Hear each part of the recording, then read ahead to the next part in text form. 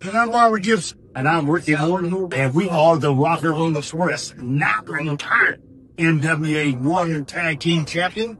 And you're listening to Double Drop Kick Hot. Still Duncan.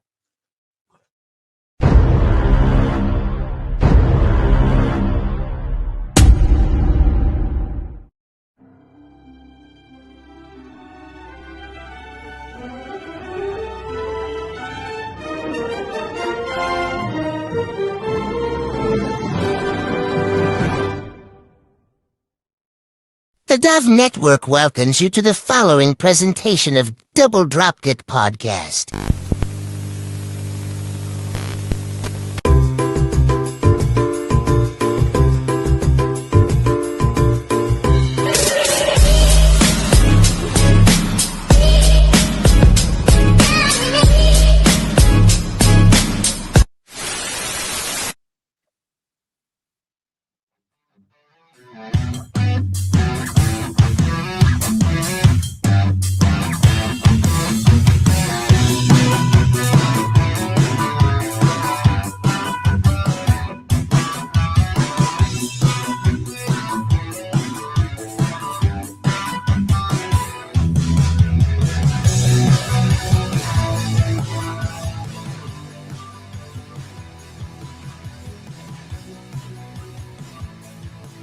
That's good. Rocking out for the Double Dropkick Anthem right here live on the Dove Network. Good evening, everybody. Welcome in.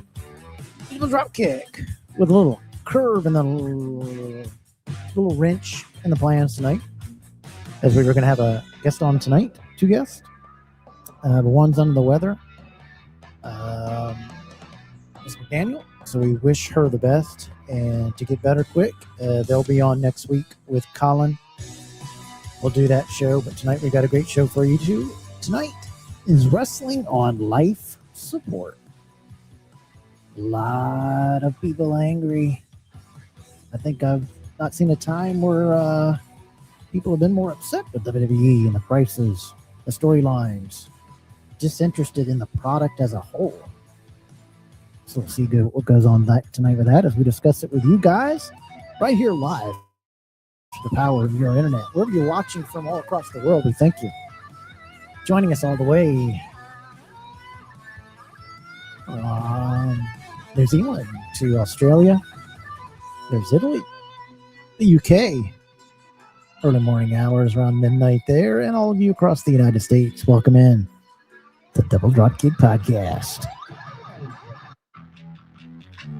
The Belt Hobby Podcast. All about the belt hobby, the people that are involved in it, the people who make it run, the people who buy the product, make the product, we love the product. Giving you all the information you need to know to stay safe from scammers, what to buy, what to look for, how to save money, how to clean your belt, all that great stuff we cover right here on Double Drop Kick. We're excited to get this show underway. As you know, I am at KEVK.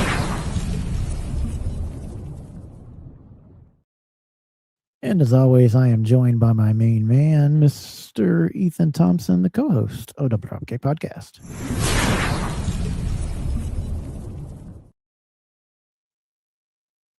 What is up there?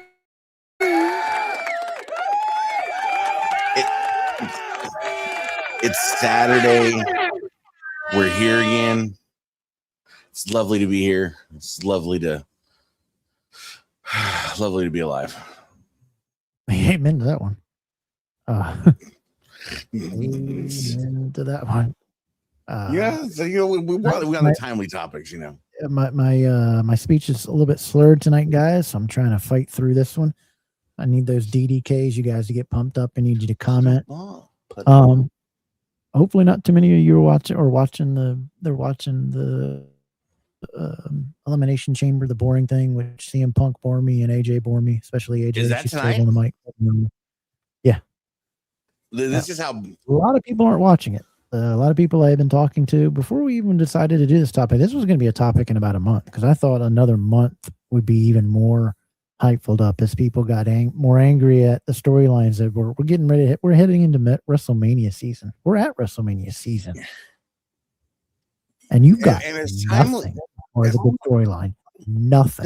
Not only that, but as timely as the topics it would have been in a month, there may not be a Middle East in a month to keep selling to Saudi and the way things are going right now. So wrestling beep. What? Beep. That's all it is. That's it. That's why I say, turn the TV off, turn the political chatter off, turn your news stations off. You'll find out how more your world matters right there in your nucleus rather than worrying about it and stressing on yourself with the constant news feed, the constant Twitter. Get away from the world.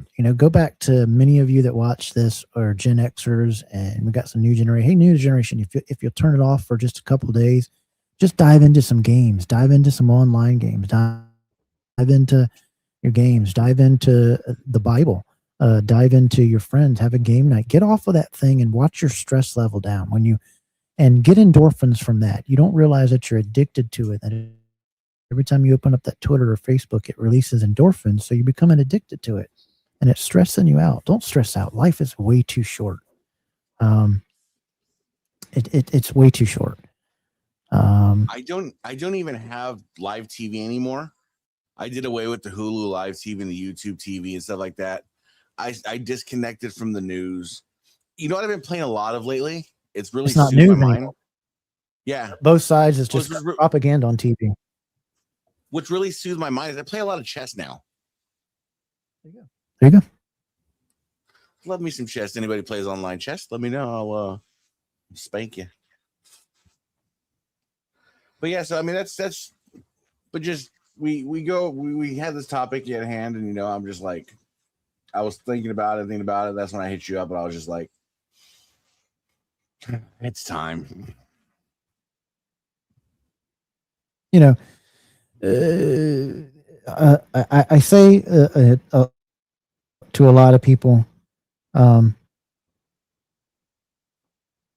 that when it comes to trying to be in the moment, that yesterday is history, tomorrow is a mystery, and today is a gift. Think that way, and you'll find out things and people around you have a lot more meaning. That's truth. I mean, and it's just even in this little hobby experience, we lost a lot of people in this hobby in a short amount of time, and just instead of spending time with your face in the news or whatever, inbox your friends. Yep. Share some memories with your friends. Share some good times. Play some games. Enjoy the hobby. It's supposed to be a hobby. Don't make it all serious. Don't argue over the belts. Who cares? Someone didn't like it. It's their responsibility to educate themselves on the belts. Don't do it for them, because that's life in general, and you'll be wasting time. But we got our other guy that we got to bring back. Yes, this is the new hobby I'm getting into. Hot toys. I love these toys. They're phenomenal. The detail and the quality is just phenomenal. I mean, Yep. That's crazy. Just, share some toys, share some time, share whatever. Oh, who is this guy? Oh my God, is it stunning? Hey, dude, before you're supposed to ring my doorbell before you just come in. Ladies and gentlemen, welcome to the program from the broadcast, the co-host, Mr. Stone Cold Steve. What's going on? RKO out of nowhere. Ooh, a lot of guys out there clapping for you. I heard it. Yeah. Right? Yeah, those guys liking that. You guys like him out there? Oh yeah. That's that stunning part. Yeah. Yep. How you doing tonight, buddy? I'm doing well, man. First live stream from the DDK bar. That's it. Hey, I can see that behind you. Yeah. You guys grab yourself a drink, sit back and relax. Let us take you away for an hour of this world. Turn everything else off. Get some wrestling on. Have some fun. Smile. It does you good. Because everything that's happening is leading to one place. So yep. You're not going to stop it. But welcome in, everybody. Welcome into you, Stone Cold. I appreciate you guys being here tonight. Let's check in with the chat and how everything's going on. There's the Warden, DDK Saturday Night Limited. Let's go. How you doing there, Warden? Good to see you, buddy. The Warden. Andy Balger, say hello to your daughter, and you're there for me, who made me that great double drop kick blanket. I love it. Lays with me. Cats try to steal it. It's DDK Saturday Night. Yes, it is. Hello, Christopher. Welcome in. Hope you and your Lisa is doing great. I hope everybody's doing good. Yes, throw up those DDKs. Hey, everybody, if you will pause right now, you see that thumbs up button where you're chatting, where you're typing in the chat. It's just above that. Click that thumbs up button. It helps out the program. It helps out the channel. We really appreciate it. Platinum Soul. Not only that, I'm gonna ask an extra step. You know what? There's a little arrow with little crooked arrow. May click the little crooked arrow. That's the share button. Just take it, tap it, share it to your Instagram or your Facebook, whatever you got. You know what? Maybe we'll catch somebody else's eye on your Facebook. So hit that share button too. Ricky, hope you're doing good. Everybody doing good. Christopher is our ambassador and he is our bouncer. So he's saying hello to everybody in there. Lane, can't do it without you. Looking good. Handsome fella there. Welcome in, Lane. Hope you'll be a part of this conversation tonight. It's a good one. Hey, I think we got a new comment here. It is telling me that this is a new comment. Oh yeah! Anyone surprised Rhea won the chamber? That was on fire, and then they had her lose. It seemed the crowd was not happy with that, and they're right. Alexa going out. It was cheap. I've been looking at it on Twitter, and if you'll look on their Twitter feed after that match, yep, they were not happy. Ms. Mike, didn't they just lose? Didn't they just lose the tag titles? What's that? Didn't they just lose the tag titles in some like random SmackDown here, Rhea and what's your face? Yeah. There's Big Ben. Hope you're feeling good. Glad you are part of the show tonight. I thought good was. That's the thing. Rhea is a world champion. She's just a world champion. Ben saying hello to everybody. What a Ben is there. I'll be listening as I move. You're moving. Be safe. Take it one step at a time. And if you need some help, reach out and we'll see if we can't get some people over there to help you out. We'll send Gianni. Yeah, we'll send Gianni right there to your door, and everybody will stand on your lawn while they help you. But take it easy there, Ben. Seriously, and wish you the best on your move. What's up, Mark? How you doing there, buddy? Good to see you. I know he was hanging out with some family tonight, so he's checking in. Hopefully he'll be able to join in on this conversation. Kev, you look great, bro. Looking straight. Hey, man, I am trying. For a guy that was gone from 205 to 167. Hey, man, I'm hanging in. But man, I tell you, look at it's just atrophy is. I mean, my watch. I mean, atrophy is just. That's been the most. And how you'll start to see it's just. I'm not. Now, do they give you do they give you like any kind of like stress balls, or how those balls that like sand in it or anything? I don't even have the energy to squeeze or anything. But the atrophy and my muscle, my legs and my muscles as a baseball player used to be so damn. And now my leg. I mean, you can see my shin bones. You can see my tibia and fibula on the back. You can just It's what kind of shocks me the most is just all this stuff, and it's just it stinks, it sucks, and even when you lay in your bed, because all my muscles and everything is just going away, that's just bone laying on top of bone, then I'm getting like bone sores. It's just that's what stinks. But I'm okay. I'm going to be happy with it. I'm blessed. I could be completely broke and living somewhere where I didn't have any health insurance or didn't have hospice care, didn't have nurses, didn't have a wife that stays with me every day to take care of me. I couldn't be. Why he's got to run down his why he's got to run down his co-host like that for? Wow. Broadcast right now. Yeah. Wow. Topic. You keep flashing them dang toys. I'm gonna keep trashing you on this program. I hate you with all these toys I want. But I'm okay, Platinum, and everybody out there. Thank you so much for the past couple of weeks, and even back in January when I saw all those posts of hundreds of you guys. When people were asking for prayers and stuff, I had a really bad January, but I thank you all for that. A nice win over Michigan. Slapped the snot out of Michigan. Yep. But what was even better was today. Oh, number 11 Virginia. They're going to come into Duke, and they're get out of here. Like 30 points. They are one of the biggest top 25 frauds in there. Number 11, Virginia. Who Ethan, it's not too late to change your pick. I know. Yeah, Duke hammers number 11. Number 11, Virginia goes down today, 77-51. Duke was leading by that in more than 30 points at one time. Just another smacking. I'm telling you. I still hope they win the national championship. They have it ever, but matchups dictate that how it goes. But the thing with last year and this year, and the thing you see with Super Bowls and the Ravens, it's better to have a great defense than a great offense. Defense wins you championships, point blank. When you can sit there and say that you're going to hold a team to around 61 to 60 points, that's incredible. Because it's not too hard for any school to really get over 60 points a game. But you're holding somebody that's top 10, top 11. Look at Michigan averaging 90 points, and they were only allowed 63. Virginia comes in here averaging around 70-some, and they were held to 51 points. That's impressive. And that's what wins you championships. So go Duke. Oh, yeah! What's up, CJ? Good to see you. Thanks for all your message. Hello, Ethan. Another DDK to Saturday night. Yeah, I'm watching off and on as I can. Thank you so much for that, Mark. We're going to get into it. Your stuff. Watching DDK in the background. DDK or watching the DDK on my phone. Thank you for that, buddy. The Warden, appreciate it. If any of you guys want to jump on here and discuss what we're going to discuss. Yeah. MX Pals having it. Yeah, okay. All right. Country music. Can't beat classic country music because country music's not what it is anymore.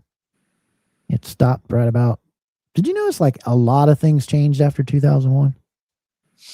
Music died after 2001, 2002. Yeah, I agree. Music to what you buy to how everything's made to break after 2 or 3 years. Just everything's just so crap. Maybe Y2K actually did happen and we just didn't realize it. Stunning Steve. Like, and we're in some multiverse now.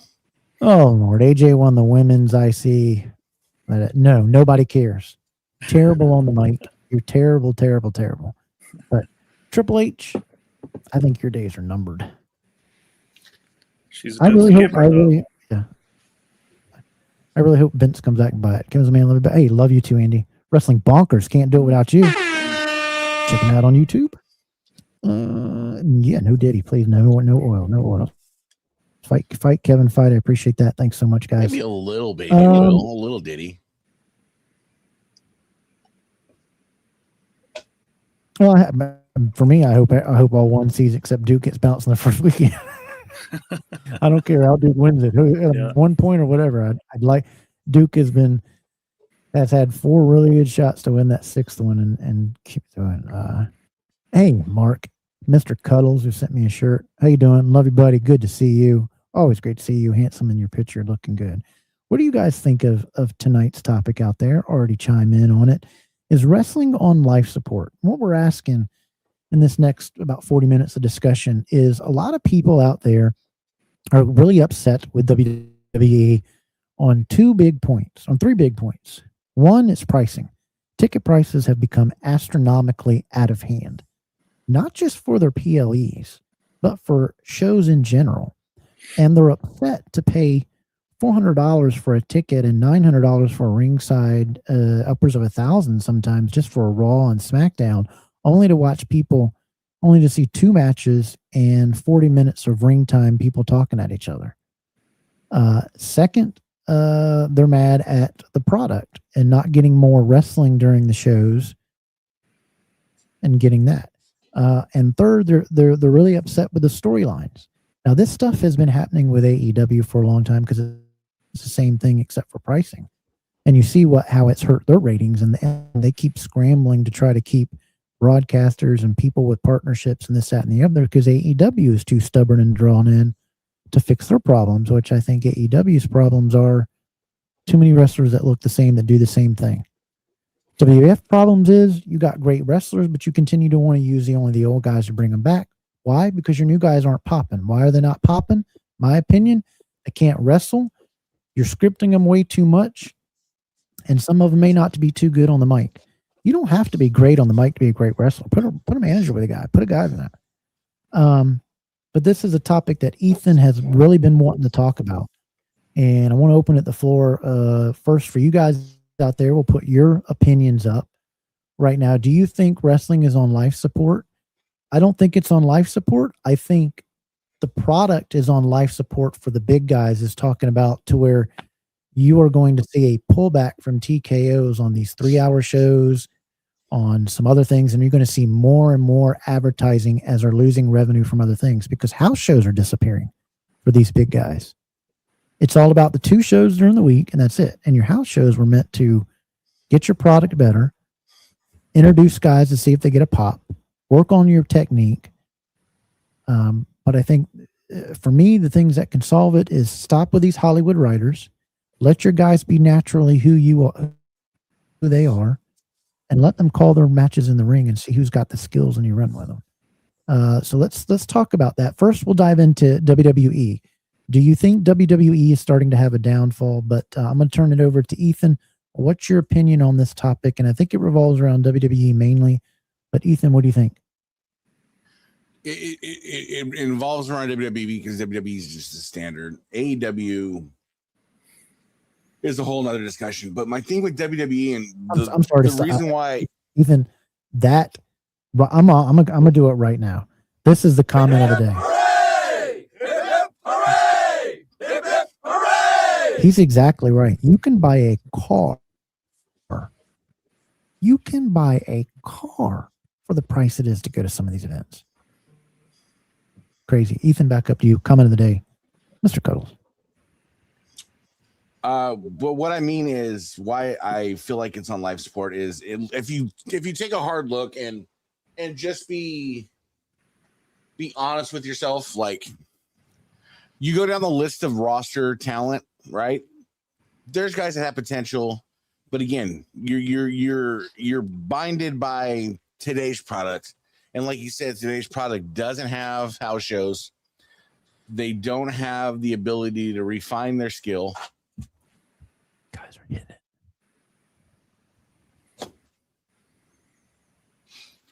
They don't have the ability to refine their skill. They're limited in that aspect. But TKO model, ticket prices, absurd.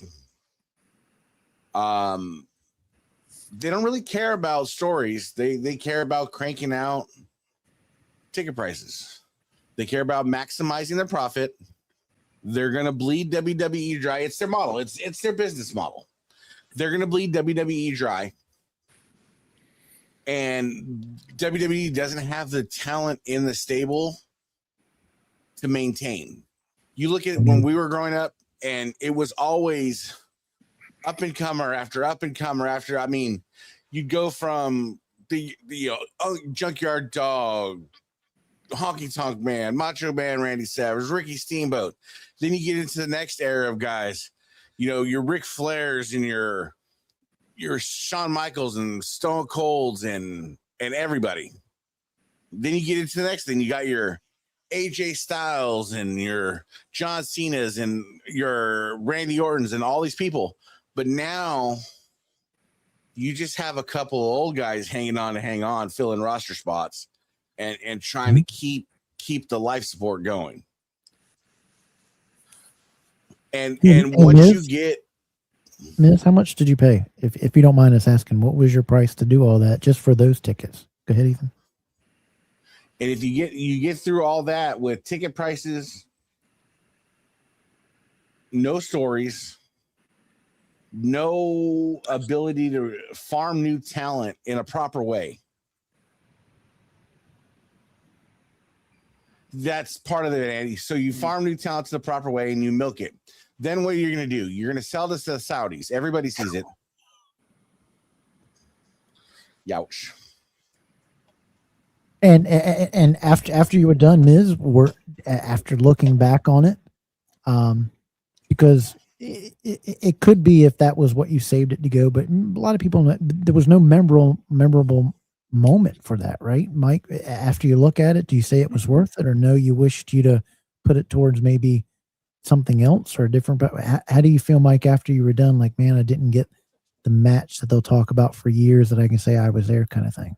I've paid worse, but we'll get to that when it's my turn. Yeah, I mean, here I was as a kid. Now, granted, this is the 80s and prices were in it, but I've got many ticket stubs back there. 88, 89, 90, 85, 84, 83 to 90 when me and my dad would go to a lot of wrestling events together. And $20 ringside, NWA. I was seeing Ric Flair go 60 minutes in a ring constantly. The Rock and Roll Express at midnight, constantly a 45-minute match. Lex Luger, 45-minute match. Barry Windham. Then you'd have Arn Anderson come out and Tully and fight the Russians for an hour match. $20, two or three rows back, constantly, all the way up to 90 with NWA. And those were legends. And people are paying $800 a night to be disappointed for even a Monday Night Raw. I mean, people are paying $1,000, $2,000 for ringside seats for Monday Night Raw and seeing a 5-minute match. I mean, 2 matches. You're walking out of there basically paying $1,200 to be 200 feet away from a guy that's talking on the mic all night long. That's not a memorable experience to me. But Stone Cold, building on what Ethan says, and I want to double back to what on Ethan. Stone Cold, what's your opinion on, is wrestling on life support? You can say yes or no, because I've already said no, it's not. No. A lot of people are thinking it, but I have said the big guys, I think, are certainly in ICU. They're certainly in ICU, I think. And I think TKO sees the writing on the wall, and I've said, and Ethan backed me up on that. What have I said from day one when TKO bought it? TKO is going to go ad crazy. They're going to bleed it to death for about 5 to 6 years and dump it. Right? Have I not said that? Many of you can go back on shows. So I haven't even said in the comments. But Stone Cold, what's your take on this topic as you open up your thoughts? I mean, I feel like everybody else feels. I mean, it's way too expensive. I agree with you. It's not dead. People just look at the price and they go anyway. Whether people just have more money now, or they throw it on a credit card, or what. But people are still going. But yeah, it's like Miz said. My wife and I went to the Royal Rumble when it was here in Indy. We paid about $400 each, so $800. It was about club level. If you ever go to a football game, it's right where all the suites and stuff are. So you're not way down, but you're not way up. You're kind of right in the middle. Only reason I paid it, it was the last of the big four. It was the last one I had to do to attend all the big four. And so I guess that's kind of why I ate the price and paid $800 to go to the Rumble, because I've been to every other big show. So, but yeah, I remember going to $5. Raws and SmackDown. I mean, I remember sitting front row at a Raw, a big one, and I don't think I paid more than $80 a piece or $100 a piece for literally first row. So jump further than that. Let's get past the price of everything. All right, I can excuse the price if the product was good. I go to what Kevin said. It's house shows. Like Not only was that to get better at your work, but it was to try something, right? Like you even if they're writing it for you, they're just trying it on live TV to get a reaction. The house shows would have seen if it worked even or past not, that, and then you keep going with it. Even past that, just look at it right now. Let's play a hypothetical. You take WWE as the prime example. I'm Thanos, and I just snap my fingers, and I'm eliminating 4 people from the WWE. Brock Lesnar, CM Punk. We just lost Cena, so I can't use Cena. Any type of aspiration of The Rock coming back, and that's the loose one. And then Cody. What's left? What's left? I think Cody is who they need to be kind of pushing. I think he's the face. He's the face of their organization. In What my I'm getting at is they have 3 old guys. They have 3 or 4 old guys. I mean, They have 3 or 4 old guys pumping the thing. I think Logan Paul's great, and I think Braun Breaker's great. But outside of that, yeah, I see where you're coming from. There's more better guys. They're booked terribly. So, and with no house shows, you develop no stories. With no stories, you have no drama. With no drama, you have this year's WrestleMania. I think that also comes into the money thing too, is like they're trying to capitalize and get as much money as they can. House shows was probably a good money thing for WWE before it sold. Now that you can't do them, you have to triple the prices of the tickets and the pay-per-views and the shows and the ads to get back to where you were before. So yeah, that would be great. And that's the only reason I went to the Royal Rumble, and I paid $800 because it was the last of the big four that I hadn't been to. That's the only reason I paid it, and don't know why it was important, but I did. So, and go ahead, Kev. No, you go you. No, I'm just looking at the model and looking at the talent, looking at who's going to inevitably buy the WWE. And I know we all have this pipe dream of even Vince coming back at this point. Some people have that pipe dream. It's not going to happen. They were ready for him to leave when he was there. But he's old, getting in car wrecks. There's some truth to it. I mean, he doesn't have to be as much to it, but I think Vince is seeing the writing on the wall. I don't want to die with my product looking the way it does without the lasting memory of what my father built. Say what you want about Vince, and there's a lot of people that, and this is why I say, what were you saying, Reason? No, I was saying, mark my words, within the next year or so, we're going to be having our first WWE pay-per-view at the White House, like the UFC's doing. Yeah. Same model. It's going to happen. Yeah, bring back jobbers so that you can see a guy wrestle and call a spot, especially if it's just one guy calling the spots. That's easier for him than he didn't have to listen and call it. And you get to see your guy doing a real finisher. Finishers need to be brought back as a finisher. Once in a while, somebody kicks out on the finisher. That's fine, but everybody's doing it every single time. It doesn't make it a finisher anymore. But my point on it, I understand he sold it, but as I was him, he's not happy with it, and there's a lot of credible sources out there that are reporting in his private talks that I don't like it. I don't like what they've done. Now, here's what I say: he's done some despicable things, but a lot of people you don't know. That's why you don't let your kids oh, he's my idol, this is my, because you do not know what all of these stars or any of these people do in their private lives. You say, I enjoy watching that character, or I like this guy, or he's got that. But he knew what he was doing when running things. He would change things up when he needed to. But he understand that if I don't keep my prices at a point to where they can take their families, I'm not going to enjoy new interest. Meaning, my grandfather was a wrestling fan, then my father, then me, then my children. If you keep the way you're going, you're cutting your product off by its tail. But we have to be real here, and they're not going to limit their premium live events and this, that, and the other. But what I was saying, and what I'd like to see is WWE switch course and stop with the Hollywood writing. Bookers, you don't have to have a dramatic storyline for every single person to have a match.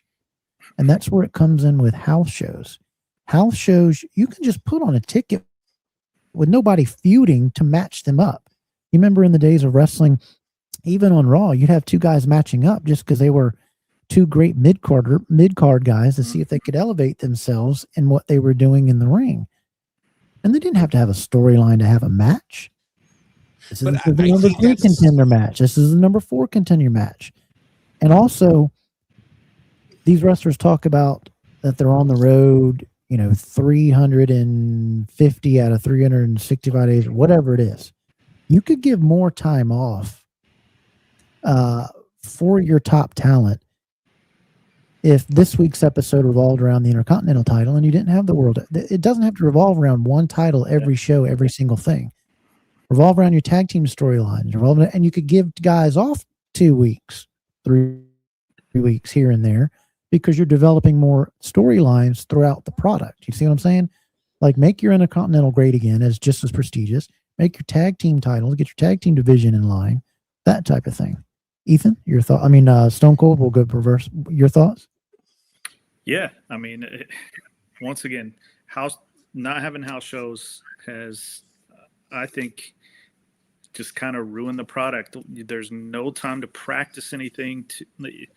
There's no time to talk in front of an audience. They're just thrown in. I don't know. There you go. I agree with Yeah.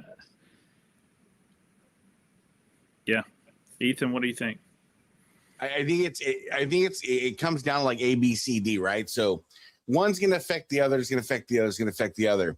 You don't have jobbers. Yeah, you don't have jobbers, so you got your guys that should be up and coming, like a guy like LA Knight should be way bigger than he is right now, but you don't have that. But then you don't have the house shows. You don't have the putting two random mid-carders together, and that's where you lose your divisions. You don't have tag team divisions anymore. I don't want to see Rey Mysterio versus Braun Breaker. Oh, God, Cuddles, yes. I want to see. I don't want to see that. I want divisions back. Let's bring back the light heavyweight. Yeah. Let's stop those kind of things, but it's not going to happen. Yeah, but I know we're not going to happen. But for just the sake of talking of it, that's what we're talking. Like, this is why I feel like it's dead. Uso shouldn't have won the world title. He should be in he's 5'10", 175 pounds. He should be mid card guy, whatever. I mean, and people say you can't have a great legacy without winning the world title. Bull crap, Mr. Perfect, honky tonk man. There's hundreds of them out there that had great and are Hall of Famers without winning a title. But this is where I give the pushback of why I feel like wrestling's dead or dying, is because you don't have any of that. We know it's not going to come back. So we're now just settling for what we can get in scraps. True, Mark. And it's going to continue that pattern. Going to continue that pattern until, or maybe Shane pops up at AEW and maybe he can bring AEW to some sort. I've heard AEW is doing better than they used to be, but their product has slightly improved. I will admit that. With WWE, man, it was just look at the product and excuse a few guys who can carry the men's division for the next 5 or 10 years. Who can carry the women's division for the next 5 or 10 years? You have 1 or 2 people on the women's side and 1 or 2 people on the men's side. Otherwise, you're screwed. And then back in the day, I mean, look how many superstars you had. It's you can have superstars. You can have a roster full of 10, 15, 20 superstars.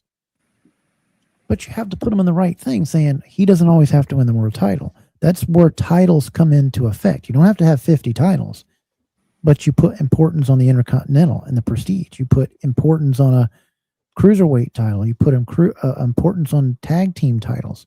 And I want to go back to this comment that Mark had here.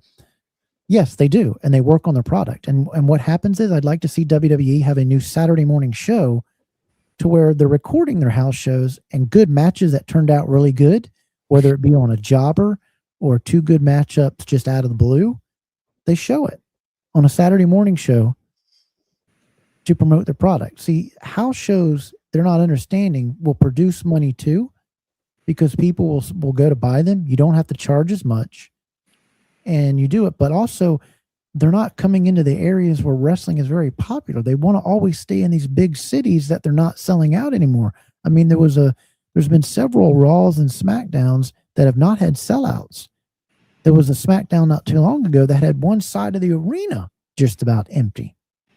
And that's because people are not going to pay these prices without seeing wrestling. I don't want to see you talk in the ring. I can see that on my 8K TV, 85 inch, just as good as I can from, better than I can from nosebleeds, $200, barely hearing you because the audio also stinks in some of these arenas when you're just on the mic. But that's where I think house shows. And what do you think of that idea? And guys out there, have your house shows.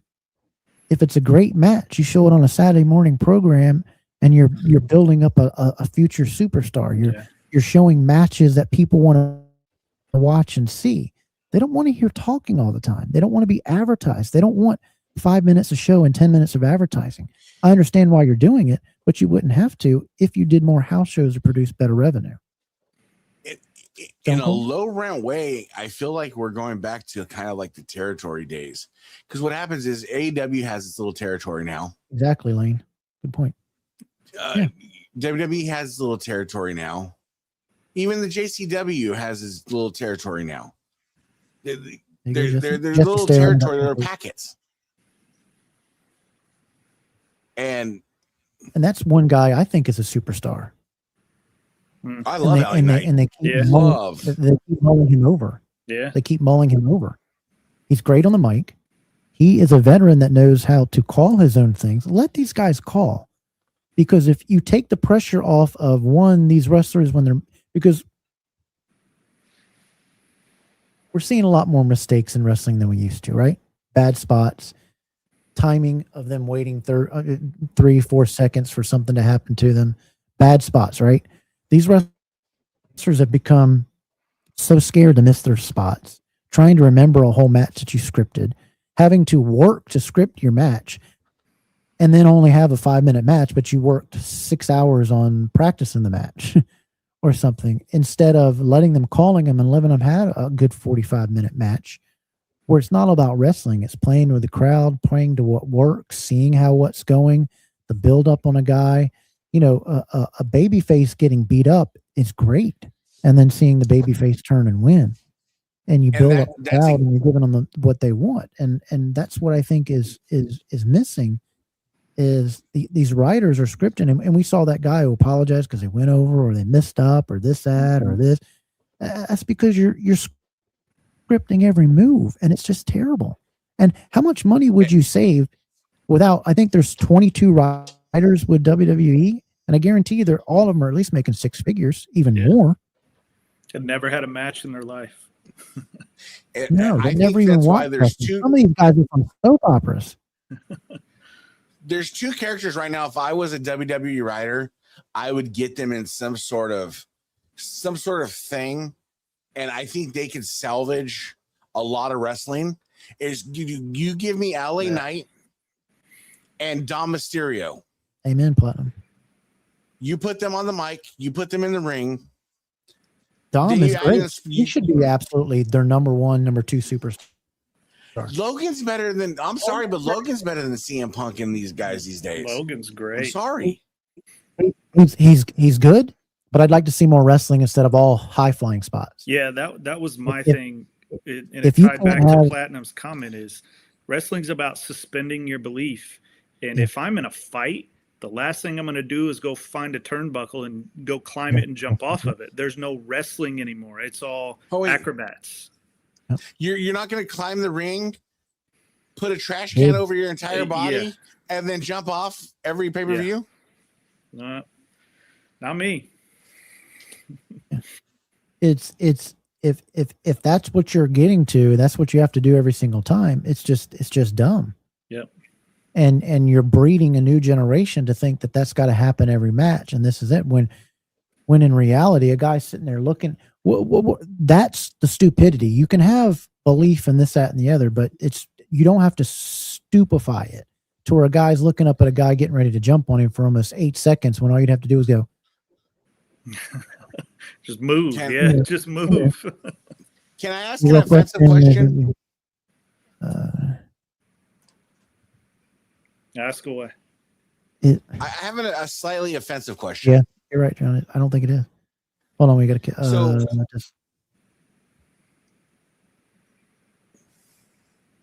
Does the current wrestling fan want matches or entrance? I would want wrestling. What would you want, Miz?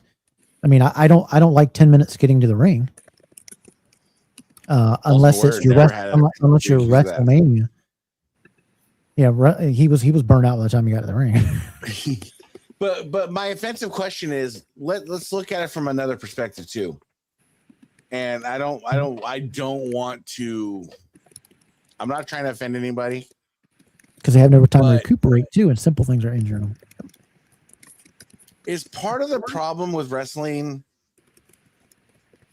generational, and there's not as much masculinity in what you're doing? Everybody's happy being a gymnastics person instead of like I was watching this YouTube somebody put together, and it was just chair shots and like guitar shots, and like, bro, they were vicious in the 90s and 80s.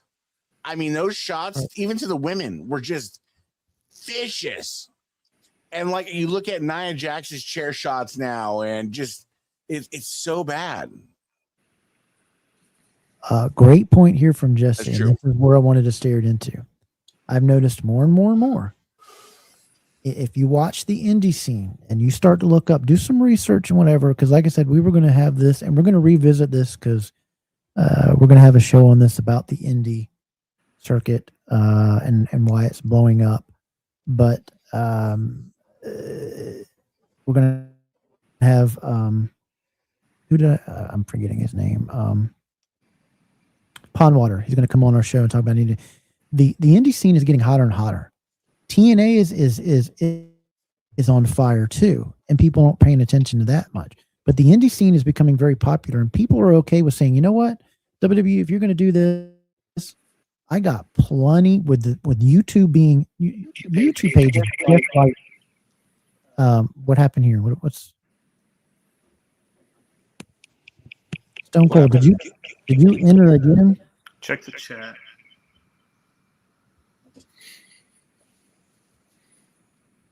Okay, so I need to get the other one up. Nah, just in case the computer dies. I just hopped in on my phone just All right, in case. can you mute that because I'm getting back feed on you. Mute the other one. There we go. Where were we at? We were Independence. Yeah, because YouTube's just like a channel now. It's just like a thing. Everything can be on there, and people are going to there to watch the indie circuit and to watch indie matches. And some of these indie people are indies leagues, AML, and all this other stuff. They're blowing up. And Gianni's 100% correct. All right, I actually started watching this. Can you turn it landscape mode? Hold on. There you go. I got it. Just turn your phone sideways. That better? Turn your phone sideways, landscape mode. Landscape. There you go. You know me. I got to bring drama. Perfect. No, it's all right. Stuff happens. Gianni's 100% correct. I started watching these. Mike, let me hop back out. Hop out, hop back in. Mike was was asking all the younger guys. I guess younger guys, anybody under 30. What do you guys want to see? Do you guys want to see more matches, or what is it that you guys want to see? Mike, what do you want to see? I'll ask you, Mike. What do you want to see? Yeah. Well, go ahead, Ethan. What you were saying when he was.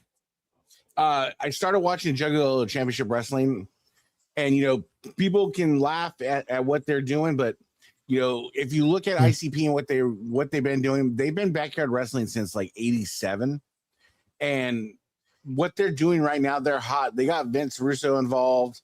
They're a hot little commodity that's got some storylines. They got drama. They got wrestling. They got the whole bit of what you're trying to do. And again, it's a YouTube channel. Are you serious? It's called what's that? Juggalo Championship Wrestling, JCW. Hey, I'm not lying, Kev. Dude, tune it in, and you'll see they got some theatrics, but it's. I mean, we had our boy on, which I found SWA Wrestling. They are specifically, and they are promoting their product. Go look up SWA Wrestling, because we had Hunter Rose on. He's their SWA Deep South champion. They are specifically saying old school wrestling. They don't do this gymnastic stuff, and it's pretty good. You guys got to look it up. Look up Hunter Rhodes and his matches. SWA Wrestling. We interviewed him on the show. You can check out that old that older interview we had about 5 months ago. But that's a good one. Okay. Name some great. Okay. Name some good indie promotions, guys. Name them. GCW is another one that was the one Cordona was associated with. But like I said, amen. I recommend JCW, man, for theatrics and wrestling and everything involved. Man, here we go. It's a solid one. All right. Stone Cold, we're talking about indie leagues and the indie wrestling becoming more popular, and these shows are selling out more and more and more. Ricky Morton is talking about it, how he's seeing more people at their indie shows. And I think it's because these people that want to go to live wrestling shows that have money to spend, but they're not willing to say, hey, WWE, you're not worth $1,000 for a ringside ticket. I'll go to an indie match because I just want to enjoy wrestling, whatever the product is, whatever, even if it's gymnastics or crazy, I want to see matches. That's a better way to put it. So they're willing to take their money elsewhere and see matches. What's your thing on the indie circuit and why it's been so hot? I mean, I agree. Even I recently, this is before Christmas, went to an AEW show. It was $20. In my opinion, is the product a little inferior? They still talk a lot. They still are a little bit green, but $20 for the second major promotion. How do you compete with that? So I completely agree with all these indie shows. Ricky Hernandez sent me a couple of videos from the show he was talking about going to in Chicago. Looked fantastic and had like some big names on it from TNA and stuff. So I completely agree that the indies are probably going to do a lot better because of these price increases. Oh, wow. KERRY. Ethan, what's your take on Mid-Atlantic? Spectacular. Probably one of the best. I think like Miz was saying, it's just like he said he's a Bret Hart mark, and we were all those marks growing up, and we're actually not afforded that luxury anymore of being a mark to anybody, because you know what? They're not booked well. They're not. So you go to these indie guys, and these indie people are hungry. That's the thing, is they're hungry. WWE is just sleeping on its laurels right now, and the indie guys are hungry, and they're trying to make a name. They're trying to do well. So for me, like I said, I like watching Juggalo Championship Wrestling. I like watching a few others, and I wish there was some sort of shift in philosophy or anything. I don't think you have to be a college educated writer to book stories in WWE. And I think they need to understand probably need to take some wrestling fans' advice, watch these shows, and understand what they're doing to their product. And I'm more apt to spend money on a show, on a WWE pay-per-view, or on merchandise if it was something I believed in. But you don't believe it, like you said, you're just steering people towards your competition. Excuse me. So if you had somebody to buy one of these smaller indies, let's just take NWA. It's got a big name, NWA. It's small. Billy Corgan doesn't know how to run it. If you were in control and you had the money and the resources to bring some people in, and you guys out there, you're now the owner of NWA. Who are you bringing in to help jumpstart it, to help go it, to keep it going, to get some good lines in, Stone Cold? Oh, good. Gosh, you're throwing it on me like I watch any independent wrestling. Well, we can go. Yeah, it can be anybody. You're now the owner of the NWA.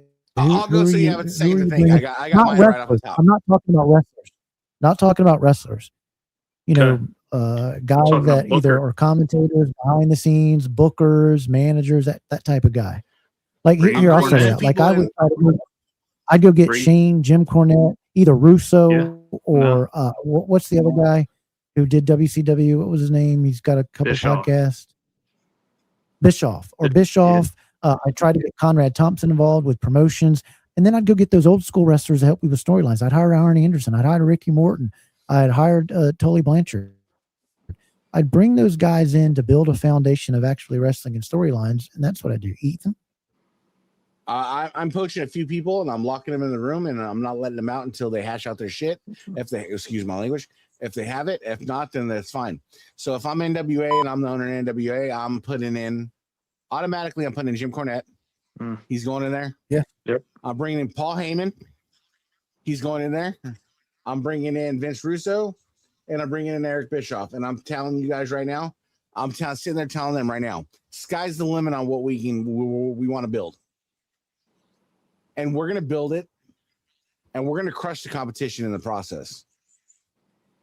And I don't care what it costs. This is what we're going to do. We're going to build stories. We're going to make the Dome Globe great again. We're going to make championship wrestling great again. Egos are checked at that door. I think you brought those four guys in, and then you establish. We're having a tag team division. We're bringing back managers. If a wrestler can't talk, we're bringing back mouthpieces. We're going to do it the right way. I don't see how you can fail. I think I'd leave out Russo, but I agree with you on some of the others. Well, you can't have Dustin book like his dad did. Dusty Rhodes was a great booker early on and did some things, but then his ego, because he was wrestling, started to get in the way. And some of the things that he did, especially to Ricky Morton and Robert Gibson, were despicable. Of trying to split them up and being jealous of the pop. You're making money, so but he was great early on, but then you can see 88, the end of it, in 89, Dusty's ego getting in the way of some of the stuff that he did. Dustin, though, is very, very smart when it comes to wrestling and knowing the matches. He would be, like Jesse said, a great guy to bring in. And like I said, Arn Anderson and Tully Blanchard, bring these guys. People do still want to see factions, but I don't like these wrestling things that they get factions and then they keep having to add people. You can have a 4-man faction, a 3-man faction, a 5-man faction. You don't like the NWO was great until they tried to add half the roster. No. Yeah.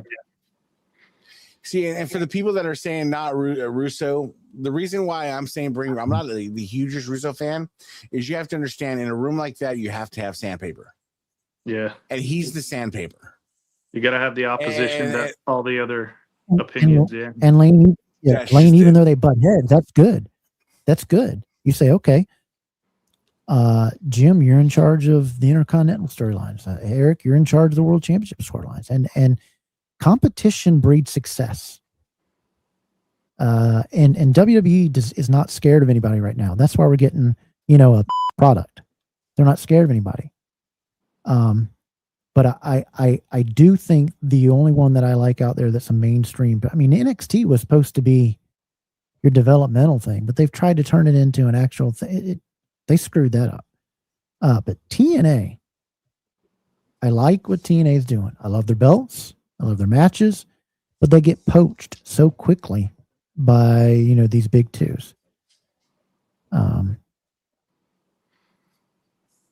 Another thing I thought of before I had computer issues was it's going to be a hot topic, but it doesn't have to be 50-50 men and women. There's nothing wrong with having a women's champion. There's nothing wrong with having challengers, but you don't need a full-blown women's division that takes up half of the television. Yeah. Hey, Mark, but they were also part of the reason why it succeeded. I think if you'll read that NWO, the Nitro book, it's a great book. They just kind of lost their way on what they were doing because they were so worried about the other organization. You can't run a business and worry about what everybody else is doing because then you're not focusing on what you're doing. But they were responsible for the downfall because they were worrying about WWF way too much. But that was the pinnacle. I mean, the 80s wrestling, I think, was the best, mid to late 80s, I think, spectacular. But those Monday Night Wars, can you imagine if we could get that again between WCW and AEW? Put them on the same night. I wouldn't care if I'm AEW or WWE because I know both fans are going to watch it. Either one's recorded and one's not. I'm still going to get a view. But I want to go head to head. I want to compete. And I want to make myself better in storylines. But the Monday Night Raws, I think we were at the Wars. We were at the pinnacle. And then it's kind of, dived off. Ethan? No, I 100% agree, man. I think back at those Monday Night Wars, man, and it was because WCW started, if I want to say, it started like 5:05 my time. Started on all time. So basically, I could almost commercial hop back and forth. This is kind of true. And it was fantastic. If you were just to bring in Vince McMahon and Mark, you say Vince McMahon, somebody's going to tune in. Dude, or Shane. Yeah, at this point, Shane. Yeah, where are you at, bro? Help us out. So I want to shift here on the last topic here as we get into he did. He had some of the dumbest matches. As we get into going through an hour or two, a little longer than we are because I have a great discussion. So we'll keep it going here a little bit. But you guys know that this is Double Dropkick Podcast. Ethan, tell the folks what they got to do out there. Hit that like, share, and subscribe button, man. It helps us. It keeps us rolling. It makes us feel good inside. And just thank you for being part of the show.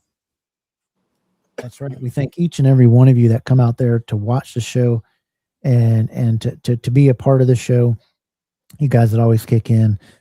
You're watching Double Dropkick Podcast on the Dab Network. Than a show, it's a battle cry for the fans who cheer and the ones who fly. Lace up, tune in, now let's ignite. It's Saturday night, the Double Dropkick Night.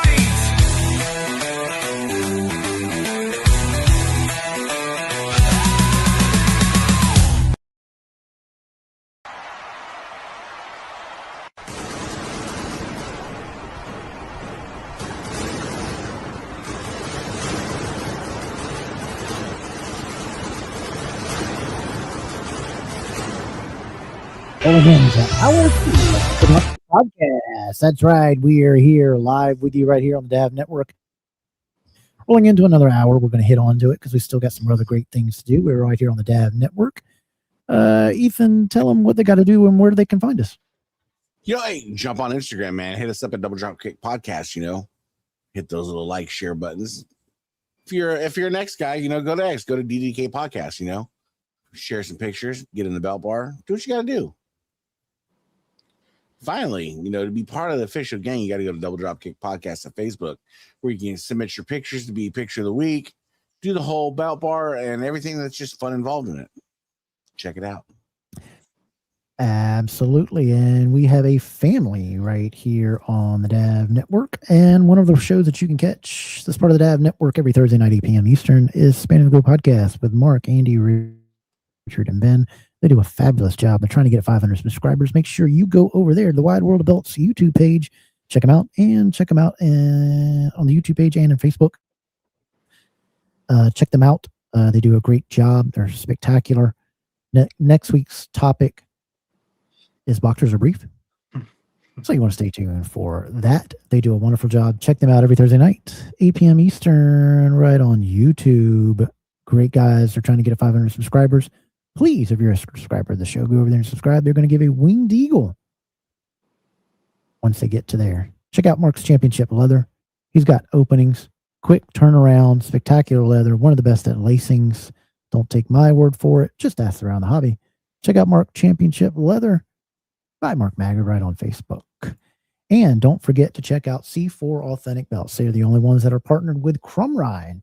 That's right, Crumrine. Actual Crumrine.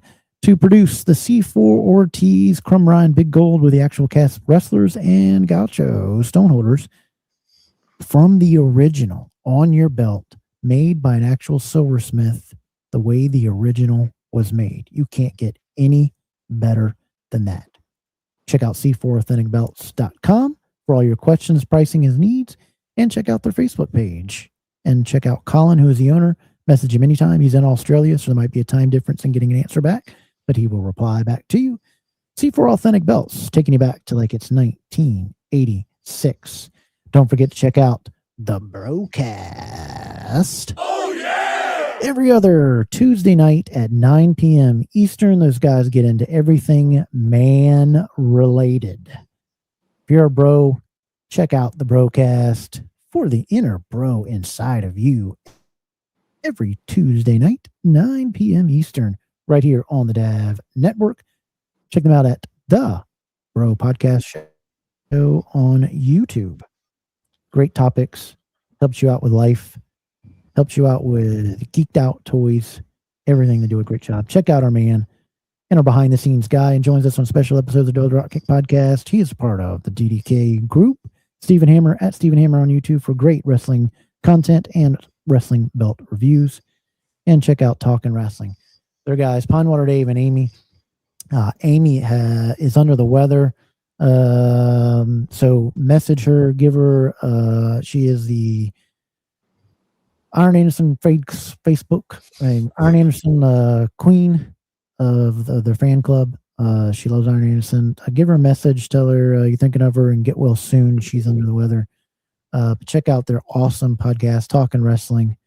They're on Tuesday nights, early on, I believe 7. Pinewater Dave and Amy on the Marked Out Moments YouTube page. I did offer to take Amy chicken soup personally. Did you? Yeah, I'll take her. I'll take her soup anytime she wants. That's right. You can DVR the shows. Absolutely. And they're looking at our man. Look at our man. Oh, yeah! Throw up them DDKs. How much did you pay for that pyro? It's $16,000 every time I pop it off. So. One FW in North Georgia is the alternative to the big fans. Conrad plays. Oh. How come I've not heard that? When you guys out there heard of One FW? Are they on? I'm assuming they're on YouTube. Yeah, let me know, Lane. I definitely want to check that out. I am so really disappointed in the W. So tell us, you're watching the pay-per-view. I'm getting a lot of people right now messaging me. This PLE sucks. This stinks. Terrible. Because I asked 5 people, so this is what I got. This PLE sucks. Terrible. Awful. Garbage. What is happening to the WWE?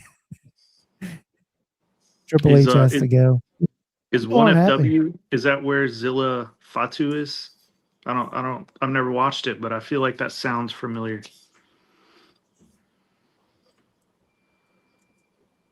A lot of people right now are just, no idea. This was the unveiling. I'm not going to spoil it for anybody, but people are just like, you guys continue to disappoint us.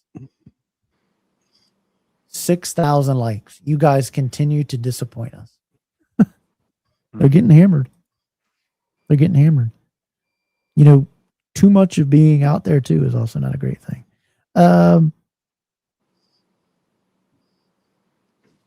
Yeah. Yep. That is it. Hey, you guys know that each week we do and give a shout out to pictures of the week, but I can't do it without my main man saying roll it. Ethan? Roll it.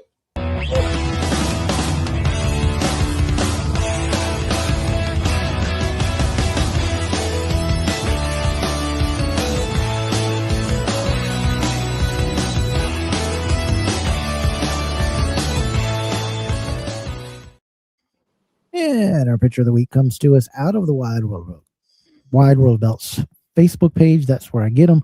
Or if you will post them on our X account, on X, DD Podcast. If you post them on that timeline there, I also select them out of there and I will show them. But this is a great one. We were just talking about the TNA and how their belts are just beautiful. I think they're the best right now as far as their lineups of belts.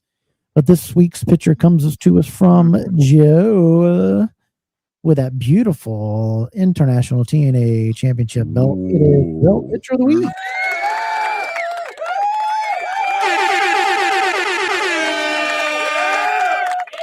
That is a good one. Yeah. Ties into those globes real nice. Yeah. The flags perfectly. The globes perfect. Yeah. Banners look great. The TNA logo flows into it greatly. Beautiful belt. And you got to say that leather strap color just makes it pop off, right? Yeah. No, that's a beautiful strap color. Yeah. Beautiful belt. What do you guys out there think? Who do you think, guys, out there right now has the best lineup of looking belts? Yeah. Who is it? Z-Bros has been killing it with designs, and yeah, TNA's great. I will say I do love the more newer belt that AEW has, their national, because it goes off the look. I don't like the guy who has it. Ricochet's complete. Absolutely just one of the worst in the big factions right now. He's just absolute. But the national heavyweight title they have, AEW has, I do want to get that belt because it is on the framework of the NWA TV title and the national title. It has that shape. Beautiful belt. But Joe, thank you for posting in Wide World of Belts, and congratulations again for having the belt picture of the week.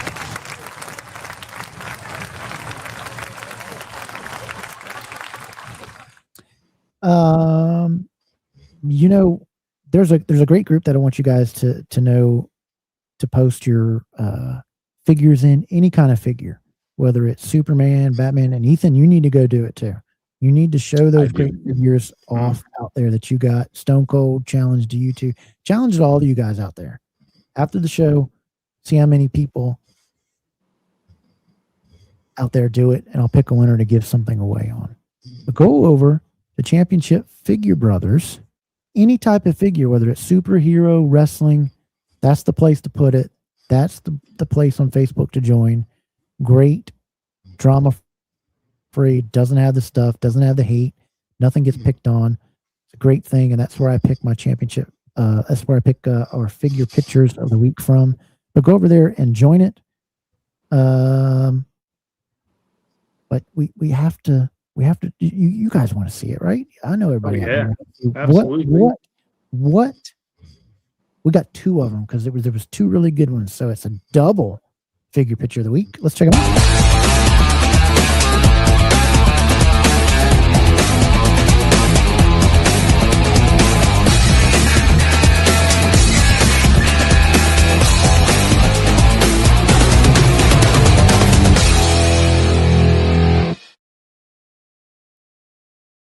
Our first figure picture of the week comes to us from our good guy who's going through a tough time. He just lost his wife.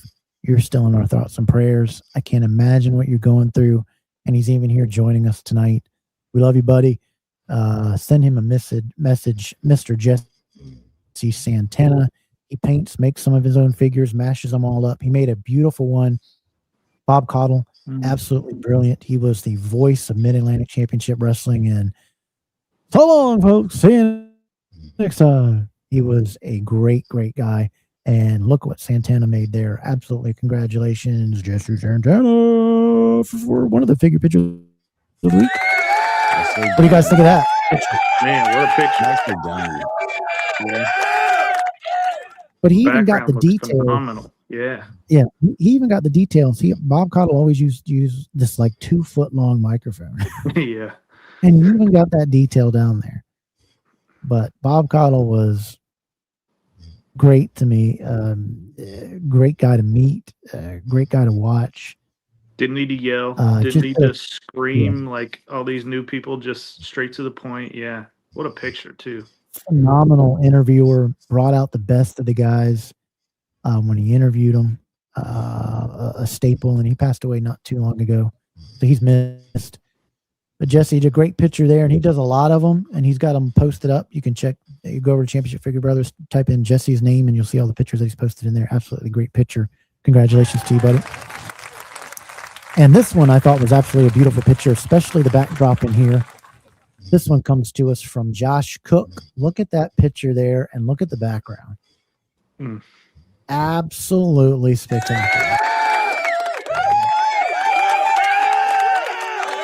Many people don't know that Hogan won it, but it was taken away, I think, stripped of him or something weird happened or whatever, but he actually did win it. But that picture there is Hogan with the AWA title, but the backdrop really sets it off with the ring. What do you guys think of that picture? Dude, phenomenal, dude. That's, yeah. I feel like that picture has now ruined Vinny Carquito because now he has to get an AWA title, Right. To add to his Hulk collection. So, sorry, Vinny. yeah, sorry, Vinny. Look at the background. I Yeah, mean, man, those that's guys awesome. look, and they're dressed in the 70s era. Their hair is Just super creative.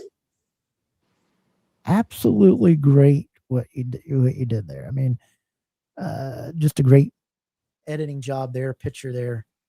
Congratulations, Josh. Okay, figure picture of the week.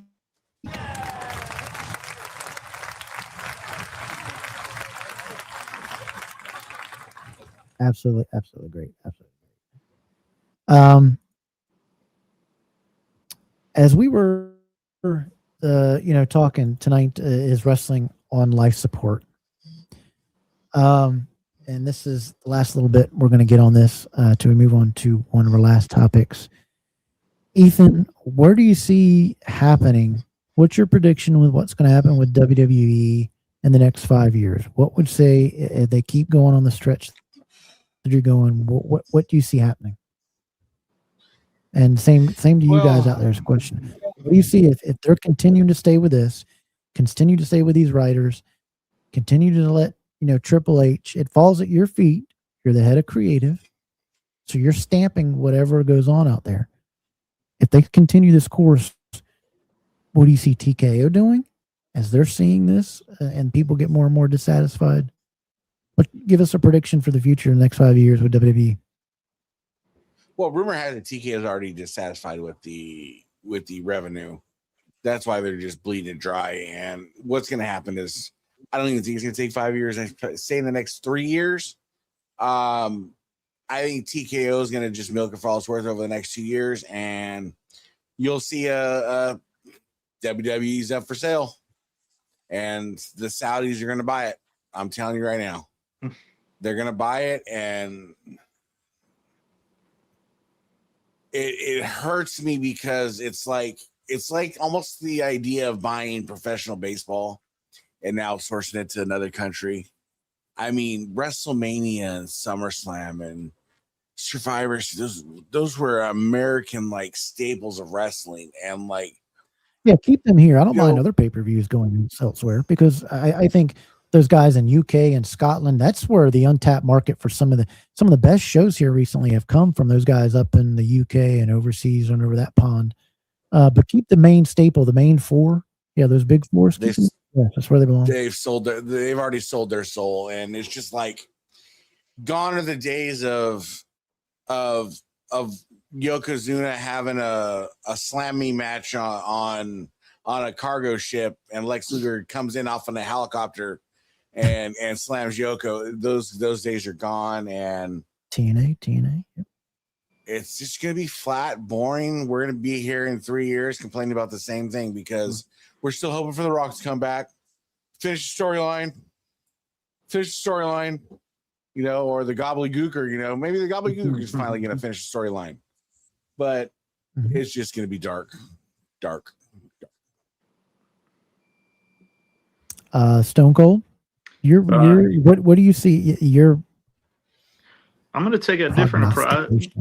Same approach, but I'm gonna keep it here. We've already kind of got the foot in the door with ESPN.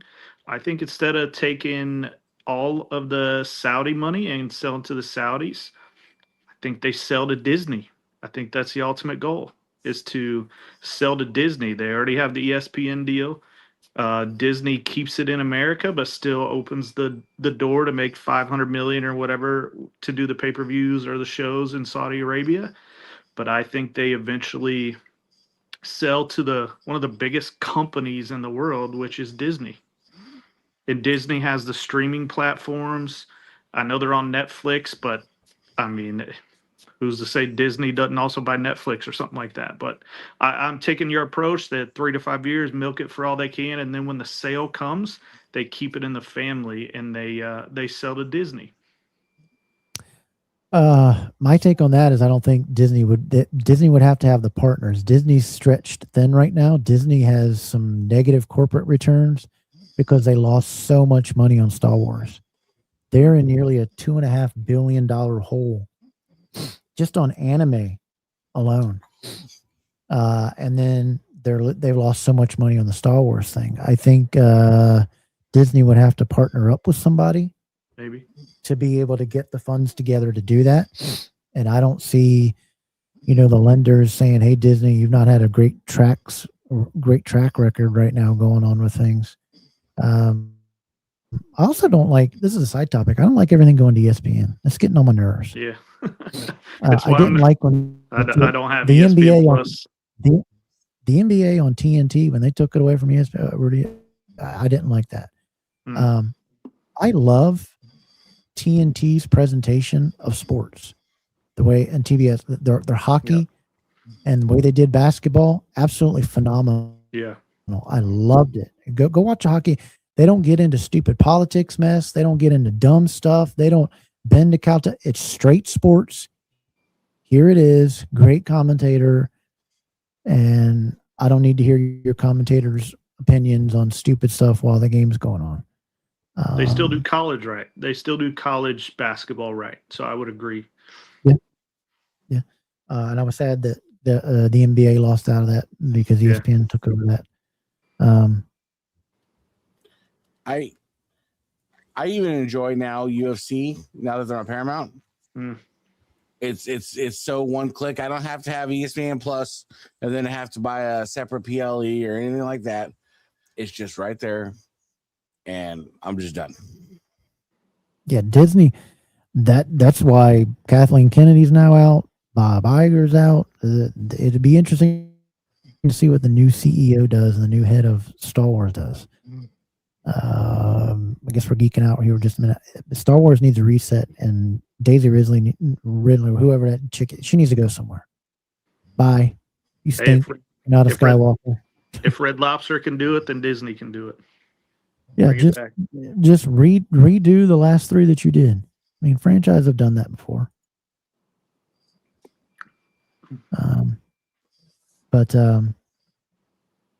Where is what happened to the vault, the WWE vault that was on the Peacock? Wasn't it on Peacock app? Yeah. So where is that all going to? I forget.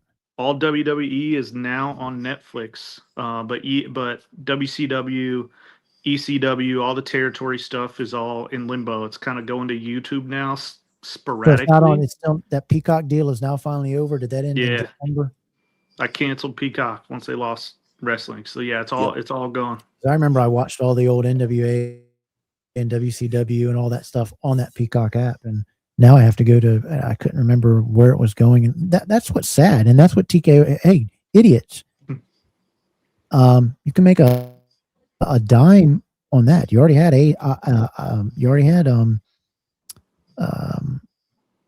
ads in that, so I don't know why you aren't quick to get those vaults of old NWA and old all the things that you own back on that at whatever app, wherever place it is, because people still watch that. I know there's a couple channels out there that run 24/7 showing old stuff that they do own on the YouTube page. I think it's WCW Classics or something like that. You can watch it. It constantly goes through old pay-per-views, and they're making a mint on that because it's got millions of subscribers. But I don't know why they don't do it with their app. Yeah, Peacock still has a deal with Saturday night's main event, so those are still all on Peacock, and all the upcoming ones, I believe. But yeah, everything else has moved to Netflix. I don't have ESPN Unlimited, so I don't know if they will get any kind of library. But I think most of the stuff, classic stuff, has moved to YouTube. So, yeah, and people don't know if you got a a streaming or a cable provider or whatever, you can get the WWE stuff. You just have to go online for it. But if you already have like YouTube TV or a cable provider or whatever, you can still get all the WWE stuff. So there's no need to be outraged and watching the PLEs. You can get it. You just have to go to their actual app and log in with your provider thing that way. I think it is, right? YouTube TV has not reached a deal yet. So like Spectrum, Comcast have, but as far as YouTube TV and some streaming services, they haven't reached a deal yet. So they might not have a deal, but I can get on it.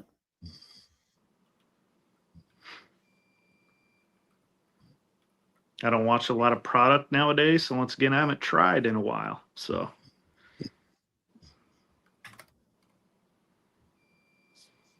yes, it's still, they may not have a direct WWE content is available on YouTube TV. The premium live events is being worked out in contracts. YouTube TV will integrate with ESPN's new consumer app, which will include WWE's monthly events by the end of 2026. So I guess something has been reached.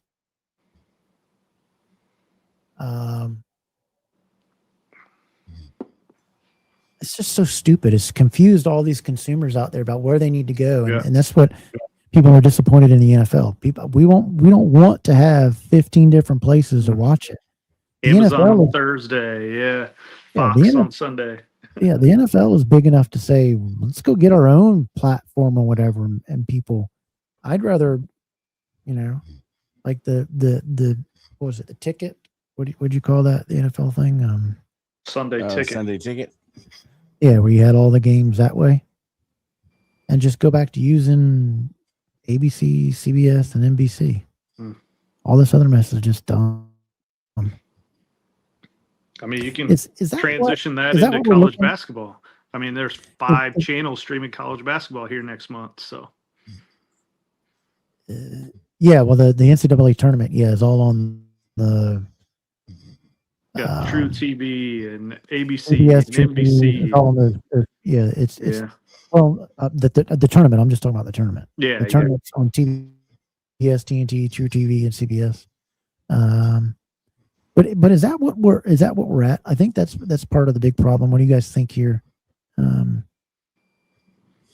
we're just in this money grab thing that it's kind of ruined everything. I mean, we don't get the things the way we used to be because everything's just nickel and dime, and it's just charged to the consumer down at the end of it because people will still eating it up.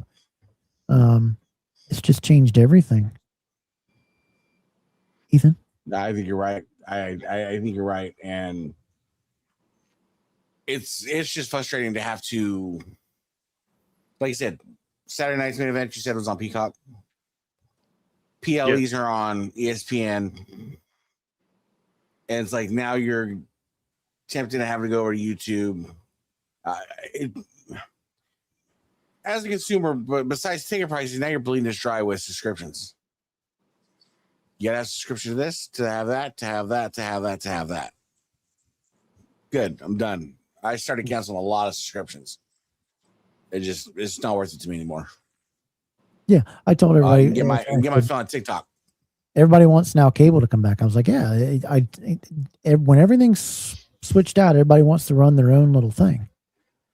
And I said, I knew this was going to happen. Everybody was going to charge for every single channel they got, and this was going to happen. And you were complaining about $100 cable bill. Well, guess what? Now it's $200 or $300 if you subscribe to everything. I think this is where the FCC has to step in and do something. And which is wild. I mean, that's a wild notion, but at the it's same just crazy time, to me that it's so stupid that you can't buy your channels from a provider. You know, whoever the provider is, just get one provider and you buy your channels that you want, whether it's $1 something a month and ESPN 60 cents a month or $4. You know, you pick your package. You know, kind of like you had your packages, but everybody wanted cable to be like, I pick my own channels kind of thing. You remember you had those. You get a basic package, then you had to add on a sports package or add on this. People want to select every single channel.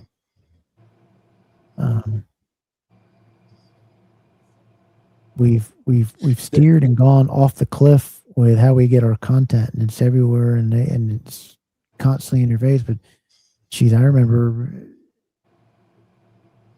we didn't get cable around here till like 94. Before then, it was people don't know the antenna days. What's sad today is just these kids now today still don't know you can get television for free. Yep. About 15 to 17, 20 channels for free, just off an antenna. And the other thing people don't understand is I have a Samsung TV. Does anybody else have a Samsung TV? It's called Samsung Live Plus TV.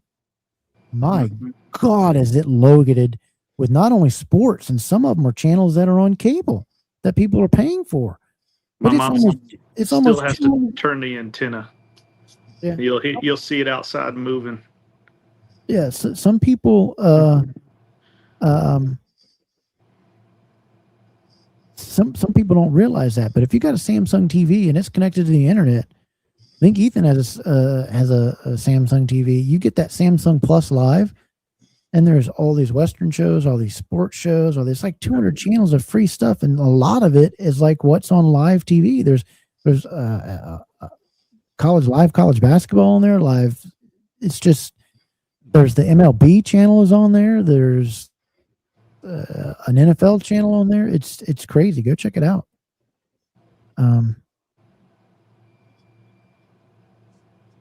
Yeah, I guess it would be.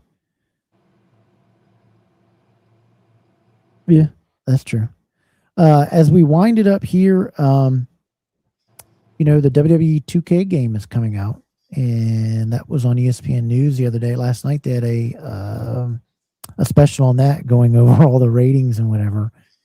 But this was a question that I wanted to put out here to folks. That I saw ranking about the consoles. Your PlayStation 2, your Xbox. Yeah. And I saw this come out, and I was like,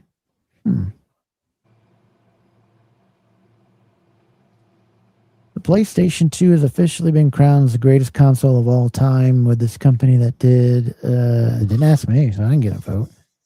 But this was the thing that came out, and daggone right, it would probably be my top two. I'd say this and the 360. That's probably the best consoles ever. But Ethan, what's your opinion of the greatest console of all time? Guys in the chat, give your opinion too as we wrap up here. I'm premium at that age where I have to go PS2. I spent hundreds and if not thousands of hours playing Killzone, the original Killzone. And it was on PS2, and we were we made a clan that was called the Nut Clan, Not Your Teammate. And so what we would do is we would go through and terrorize matches, because back then, they didn't have random spawns or anything like that. So we'd go mess up spawn points and all this kind of fun stuff. But then Sony started getting smart, and they started banning my PlayStations. So like I would go to every friend that I had that didn't play online, and I would swap PlayStations with them. I went through probably 8 PlayStations. But Sony ended up changing their terms of agreements because of the Nut Clan, because of what we did on that game, which is phenomenal. But no, I mean, PS2 just gonna forever have a soft, gentle spot in my heart. Platinum, yeah, Nintendo has some great games. But what about your if you had to pick the Super Nintendo? You're saying the Super Nintendo was great too. I did love the Super Nintendo. Super Nintendo was great. I mean, that's where you had the NBA Jam come on and NHL '94 come on, and that's where you had the better of Tecmo Super Bowl come on. That was great too. But I think it's a tie between the PS2 and the 360, because it was 360. The Xbox 360 was a little bit more powerful than the PS2, but it was spectacular. It was a spectacular console. I remember playing that hours when playing the NCAA football games that came out during that time of it. I was on them for hours and hours and hours. Stone Cold, your greatest console of all time. I would probably bump it up one more generation, and I'm going to go PS3, only because that was the first integration of Blu-ray. So double use. You could play your video games, but you could also watch a Blu-ray on it. So I was going to go Sega or like Super NES or Sega, but I'm going to go PS3 only for that Blu-ray integration to go on top of the video games. Oh, the Dreamcast just got shuffled into the mix, but it was a beast of a console. It was ahead of its time. Tennis, virtual tennis on that was absolutely. I spent hours. And NFL 2K. Yeah, God, that was a beast that just gets ignored. But I think people got it right. Do you remember playing a game and playing Randy Moss? Mm-hmm. Mm-hmm. And you're just over the top, one after another. Just that was the game. Yeah, the Pitfall with the Atari and Pac-Man. That's what I started out on. I mean, we did get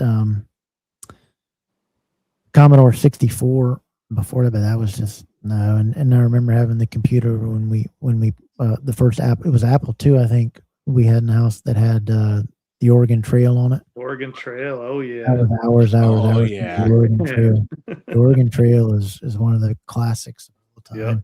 I think you can still play that on emulators online. I think you can play it for free online somewhere. There's a spot you can play it online. I give my people dysentery all the time. Man, if you're not prepared for those winters, you die really quick. Yeah, that food will spoil quick. I remember going as a kid in grade school, and you go to the library, and that's what we'd all huddle around and play on the one computer in the library. You just got the Apple computer in, and you'd play that on the library, and then you'd go over to the other station and print out. Remember the banners on the Apple? I forget what it was. The long banners that you could print out on the old printers with the pull tabs. Like me. Yep. You print out all that kind of stuff. Oh, those were the days. And that's what I was talking about earlier when we came on. You thought the world was so much bigger. Now technology has shrunk it to where everything's on you. By picking up, this device and or this device, and people constantly in that. Break off of that and shrink everything down and watch your stress level go down. Enjoy your family more. Play some board games. Get out the Monopoly. Get out all those games and play some card games. Invite your buddies over and play. There's some purely nostalgic games that you can hear the tunes from. Like, to me, like Double Dragon. I hear that tune, or 007, GoldenEye. yes, or Ninja Gaiden. Yeah. And it's just the nostalgia factor is just or even Paperboy. Tyson yeah. Punch Out. Yeah. Man. Yeah. Got to play some games. The thing that I wanted to do last year was to show folks and highlight good groups like we've been doing that you need to join.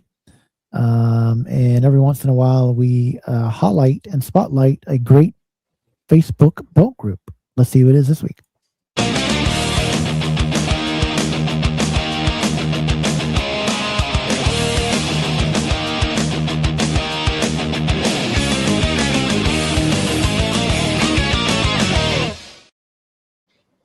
This week's Facebook spotlight on the group. These groups are drama free. They don't have all these issues with it. They don't have people attacking your belt when you post it. This week we're taking a look at Belt Masters Wrestling Belt Collection. This is a good group. You won't have any issues with this group. They do a great job running it over there. I know Drip, you got your admins over there that run this group, and they do a really good Matthews over there that does it. Daniel and Liam, they do a great group, do a good job running this group. They do reference checks. They have sales posts and, great questions and great pictures. I mean, look at that again, what Daniel did. Look at that. That bloodline tag. Donnie. That's dope. Some great pictures in there. Some great belts that you can get for sale, buying on. Mostly UK based, but I'm a member and I enjoy it just as much. Yeah, a lot of guys from the UK over there, they started this page, Yep. but I think it's got more American people than it Probably. does the other.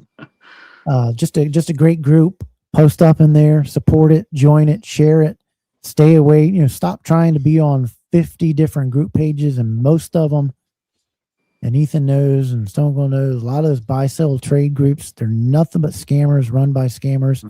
Stay in the good groups. And there's a lot of them. Our buddy AD Terry has one too, the Wrestling Club. AD Terry's got like 50 groups. He's got any topic you want. AD Terry's got it on there. But there's some down there that you can go check out. But this is a great group, great group of guys that you can message, you get a response to.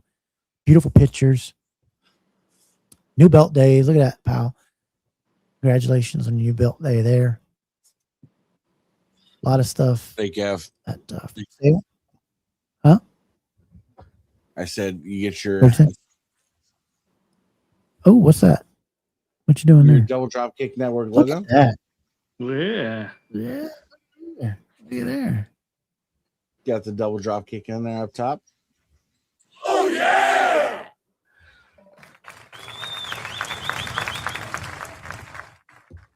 That's pretty Right. cool, bro. How long did that take to So I print? started making just a couple hours. So I started blowing up That's that Mattel and Aljans.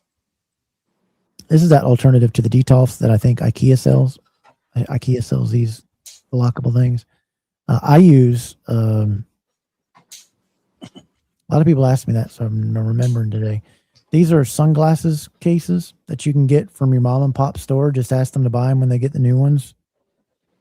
Say, can I buy your old ones? Oh, there's Oakley ones that I have. This one's by Electric Sunglasses because they already have glass. They're lockable, and they already have that's a different LED strip on the outside, but they have the LED strips running down the inside facing your belts already. You don't have to do anything. Plug it in, light it up, go. But that's what I use. That's what I used to have too. Boulevard. Back in the day was an old Oakley sunglasses case from like an old Finish Line that got new ones. Yeah, so that's what I used to have as well. There's a stop sign, I- UFC belt. I'm working on a couple of blown up Mattel and Aljan figures, so I figured they needed belts. So I found a file and I downloaded some little Nice. belts. I got the side plates and everything printed, so I'm gonna put them on a little piece of leather or a little piece of vinyl, and I'll have its own little belt. Man, I saw some of those those new big rubber guy LJNs at like Target today. They look really cool. They look really good. Awesome. Well, the That's Mattel Warrior is gonna stand about. That's real quick before we get to that. That's a look at featured Facebook belt group, and like I said, that is Belt Masters. Go over there and join, support, post your pictures, your new belt days, show it off, and be drama free and not worried about people attacking what you like. That is the Facebook group Spotlight of the Week. But what were you showing off there, Big E?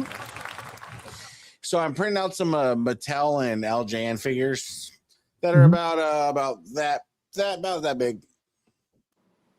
You know, full size. They're big, but I want to include little belts with them. So I did got the Winged Eagle printed off. I got the little side plates. The only thing I couldn't do on the Winged Eagle is the tip. It was a little too small, but it'll have a little belt with it. So the Ultimate Warriors can have his Winged Eagle belt with it. Nice. I mean, it's small, but you can see it's just. It'll fit those bigger figures perfectly. Oh yeah. Nice, Jesse. Nice. And that Winged Eagle actually transitioned I think to we just something. need to stay on Ethan's face right here. Yeah. Just a great face. Look at that face. So cuddly. And How I'll could do you for not Steve. how could you not want to marry this guy? And pretty pink lights. Yeah. Pink lights. And And I don't know why that Winged Eagle. you need to have the double this drop Winged kick Eagle- logo as a screensaver on that TV when we're on. Yeah, that's a Oh, good shit, idea. huh? That's a good Hey, I don't know idea. why you don't turn that TV on. Yeah, Yeah, this can Winged people hit Eagle you up? is a good Can people transition. hit you- Ethan, can people now hit you up to get some stuff?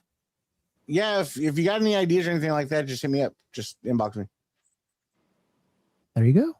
Hit him up. Because this is cool, but I'm not as talented as some other people. And you know, Stone Cold Steve's got a little something he wants to show off. Not so much show off, but Can I do two before we get ready to go? Go ahead. yeah, I had I got a new belt for Christmas, and when I opened the box, it was broken. So I sent this off to Ricky Hernandez, who is in the comments tonight, and he fixed my dual-plated Winged Eagle.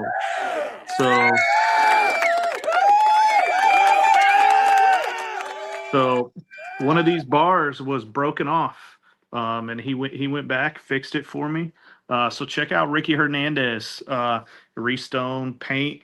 You can also fix your belts if you got some broken bolts. So this is a nice HD dual-plated Winged Eagle that he fixed up for me. So There you go. Shout out. Beautiful. yeah, Ricky Hernandez, I appreciate it. Uh, I'll cash your check later. People have been asking me, alternative things about belt stands, whatever, and I still like the top rope belt stands. I think there's a bunch of guys in the hobby that make those with the bars that I use. I mean, you're going to pay $1,500 for a belt, $30 for your stand is not, crazy. But people have been asking me, and I showed you those smaller stands that I've got that I found on Amazon that were out of China. They were small and 4 inches high, but wide, but they held everything back here. And I showed those off at one point. But now you can't get them anymore. The company doesn't make them anymore. They were $11 for a pack of 3. Well, I found these online, and like $20 for a pack of 3 for these on Amazon. You can get these. These are usually plate holders and big bowl holders that you can put. But this is right at almost 10 inches high. And I wanted to do something that you could put on the wall that had, I know you can get those 3D printed ones or whatever, but somebody was looking for some clear ones or whatever. These have the holes. These have the holes drilled out so that you can put it on the wall. It's 10 inches up, 7 inches wide. It holds any type of belt, of course. But you can put this on the wall and securely with the 2 holes here, put it on your wall, and it'll blend in because the acrylic, you don't have any back, but you can get those ones with the 3D printed ones with logos on them, whatever. But, they can get, kind of pricey too. But these are just the acrylic stands that you can find on Amazon, and people have been asking me to try them out. try out other things, even though I use the top rope belt stands. But these work. These work very, very well. I was very impressed with these, and especially that you can put them on the wall. So if you're looking for those, you can message me and I'll show you what they were. You can go on Amazon. But if you just join in wall plate hanger, bowl hanger, they'll come on. Just look for the one that's set 10 inches by 7. But they even make one that's 6 inches and 4 inches. That'll hold them well as too.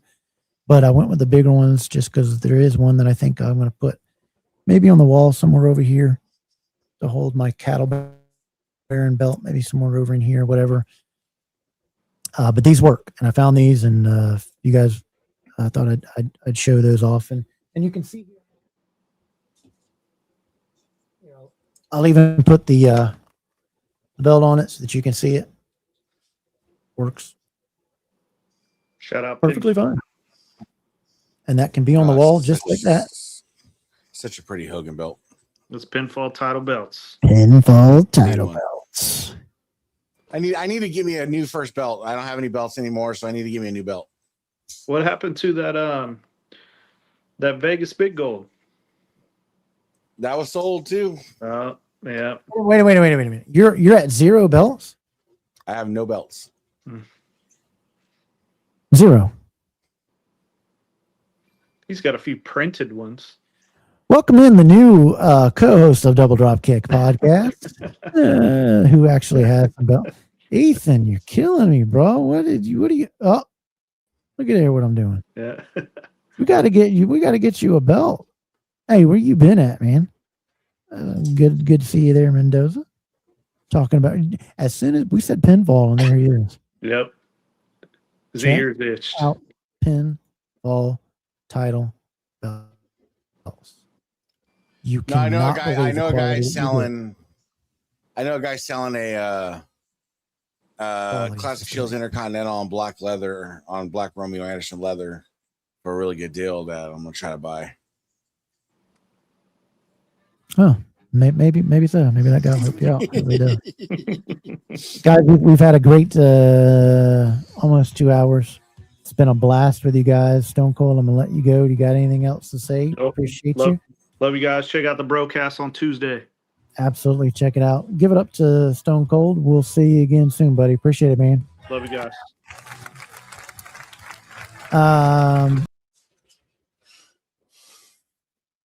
Hey, how's it going, guys? Yeah, our producers, it's a little fat thumbed right now, so we're gonna do it anyway. So you know what? Check us out Tuesdays on the broadcast. What is this guy doing? Trying to get a shameless plug over here to check us out on Tuesdays on the broadcast, because this week we're gonna really dive into what it's like to be a superhero. And right. brought to you by the Dab Dab Network. Check us out on the broadcast. You can go to the broadcast YouTube page. You can go to the broadcast podcast show on YouTube, and it's there. You can go to Double Dropkick on YouTube, Facebook, Instagram. Like, share, and subscribe. There's the Instagram. There's the X, and just get a little click happy, because you know what? At the end of the day, Thursdays come around. We got Spanning the Globe. Those guys know their wrestling, know their belts, and they know how to keep people off their lawn. So tune in to Thursdays for your tips and tricks on how to either wrestle or keep people off your lawn. 8 p.m. Eastern on the Wide World Belts YouTube page. Check them out. Great guys over there. Check out Mark Championship Leather. The Does great stankiest stuff. leather Check in out the Steve bell Belt. hobby. Check out Talking Wrestling and Pond with Water Dave Dave. on the Marked Out Moments YouTube page. And check out Stephen Hammer. Great job that he does over there. Always enjoy it. Always enjoy this time with you guys. And next week, we'll have our show again with Karen McDaniel, used to be married to Wahoo McDaniel, widow of Wahoo McDaniel, and robe maker. She made the butterfly robe, the lion robe, robes for Tully Blanchard and stuff. She'll be on showing the lion robe that she made for Colin and C4. He'll be on the show too. We'll show all those pictures of his new robe. Spectacular job she does. And she's also the author of the book Wahoo. You got to check that out. And she's going to give away a signed copy of that book next week, right here on the Double Dropkick podcast. And then after that, we got our good man, Jermaine, that's going to be on the show on the 14th. Yep, Jermaine from Big Boys Belts will join us for an interview, and we'll have a great time with him. Ethan, I love you, buddy. Anything else you want to say before we get out of here? Nope, just everybody. I want you guys to be safe, be happy, and do what makes you happy, guys. Be good. Yep. Throw those DDKs up, and good nights to everybody. We love you out there. Thanks for all the support that you've given us, everything you do for us, for watching. Thanks so very much. It means a lot. This show's for you, about the belt hobby. Anything we can do to help you out, we do, because this is what it's all about. The belts and the memories they hold for each and every one of us. They each tell a story, and they each tell a story for every different person out there. So thanks to all of you. Remember, you guys, stay kind, stay humble, and we'll see you next week right here for another DDK Saturday night. Double Drop Kick out.